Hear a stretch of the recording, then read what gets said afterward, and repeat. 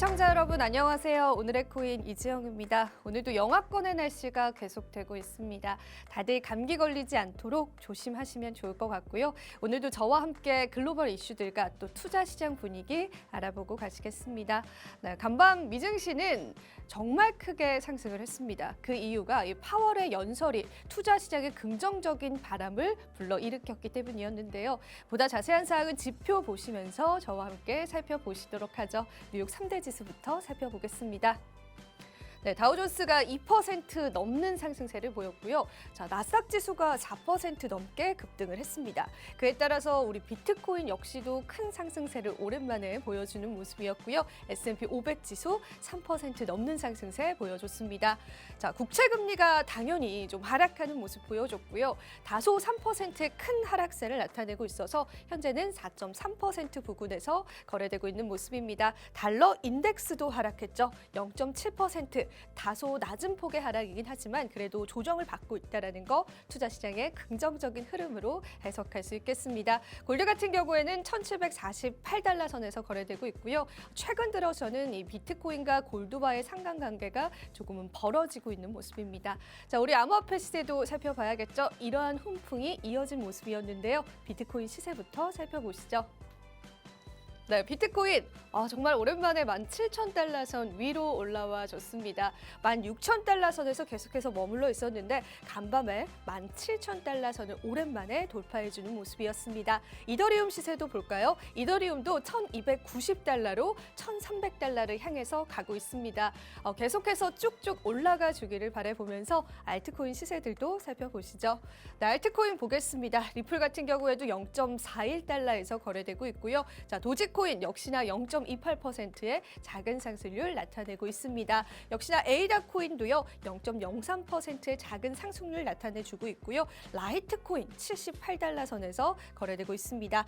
그리고 솔라나 같은 경우에는 안타깝게도 여전히 14달러 선에서 머무르고 있는 모습입니다.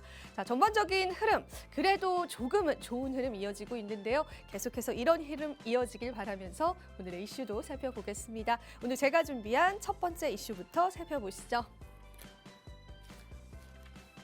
파월 발언 속 숨은 메시지, 그리고 시장의 변동성.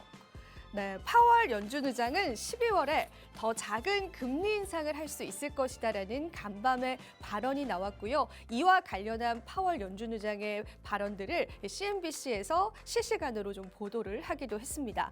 자, 핵심적인 내용들 한번 살펴보도록 할까요? 제롬 파월 연준 의장이 수요일 날 금리 인상의 폭이 더 작을 것으로 보여지고 그게 빠르면 12월이 될 수 있을 것이다라고 이야기를 했습니다. 하지만은 이 인플레이션에 대한 실질적인 진전을 우리가 인정하기 위해서는 더 많은 수치가 필요하다라고 발언을 하기도 했습니다.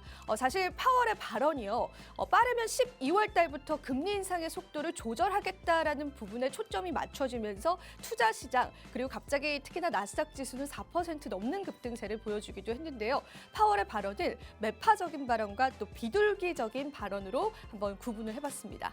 먼저 비둘기파적인 발언을 보겠습니다. 비둘기파적인 발언에서는 파월이 금리 인상의 페이스를 조절하겠다라고 발언을 했고요. 빠르면 그게 12월 달 FOMC 회의가 될 수 있을 것이다라고 이야기를 했습니다. 그리고 지금 인플레이션에 관해서는 상당한 진전이 있다라고 이야기를 했고 하지만 우리가 아직 더 가야 할 길이 남았다라고도 이야기를 했습니다. 하지만 지난 연설에서 파월은요. 우리가 아직까지는 갈 길이 남아있다라고 조금 강력하게 얘기한 데 반해서 이번에는 갈 길은 남아있지만 그래도 빠르게 진전이 되고 있다라는 좀 완화적인 표현을 쓴 것이 우리 시장에서 이제 금리 인상이 조금은 줄어들 수 있을 것이다라는 시장의 훈풍으로 해석되고 있는 모습입니다. 하지만 매파적인 발언도 있었습니다. 매파적인 발언을 보자면은 아직까지 인플레이션이 잡혔다라고 보기에는 수치적으로 굉장히 불안정한 상황이다라고 이야기를 했고요. 그뿐만 아니라 역사적으로 금리 인상 정책 완화를 빠르게 시행할 경우에 그럴 경우에 더 부작용이 컸기 때문에 섣부르게 이런 판단은 하지 않을 것이다라는 매파적인 발언도 역시나 있었습니다. 자, 그래도 우리 투자 시장 좋은 흐름 이어가고 있는데요. 계속해서 어떤 흐름 이어갈지 저희와 함께 살펴보시면 될 것 같습니다. 자, 이어서 두 번째 이슈 넘어가 보시죠. 오늘 두 번째 이슈입니다. 바이낸스 FTX 사태 후 일본 거래소 인수.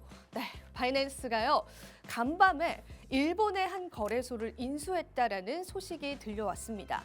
자, 어떤 점에서 본다면은 FTX가 파산한 이후에 바이낸스가 점점 몸집을 키워가는 그런 행동 중에 하나다라고 보는 전문가분들도 있었는데요.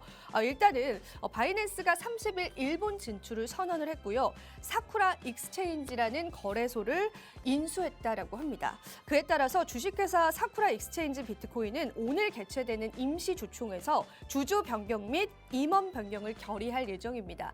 그 해당하는 기업이 바로 바이낸스가 될 텐데요. 이렇게 해서 바이낸스는 일본으로 진출을 하게 되는 겁니다. 자, 일본 암호화폐 시장 점유율은 암호화폐 거품을 맞은 2017년 후반부터 2018년 상반기를 정점으로 코인체인 해킹 사건과 규제 강화 등의 영향으로 크게 감소하긴 했지만은 여전히 높은 존재감을 나타내고 있습니다. 자, 지금은 일본이지만 앞으로 더 그 몸집이 확대될 수 있다라는 그러한 가능성도 나오고 있고요. 바이낸스의 횡보, FTX 사태 이후에 어떻게 펼쳐질지 우리가 조금 면밀하게 주시해볼 필요가 있을 것 같습니다. 자, 이어서 마지막 세 번째 이슈 살펴보겠습니다. 세 번째 이슈입니다.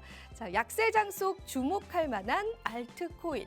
네, 우리 시장 굉장히 큰 약세장을 겪어왔습니다. 그런데 한 데이터 분석을 통해서 약세장 속에서도 그래도 주목을 받았고 상승했었던 코인들에 관한 이야기들이 나왔습니다. 여러분들이 지표를 살펴보신다면 아실 텐데 일단은 밴드 토큰 같은 경우에는 11월 달만 하더라도 50%가량의 상승률을 보였고요. 그리고 시총 상위로 올라오고 있는 라이트코인 역시도 반감기에 관한 기대감으로 11월 달만 하더라도 큰 상승세 나타나고 있습니다. 이런 상승세 계속해서 이어질지 계속해서 지켜보시면 좋을 것 같습니다. 네, 이렇게 오늘 이슈까지 저와 함께 살펴봤고요. 저는 잠시 후에 다시 돌아오겠습니다. 오늘의 코인 가자!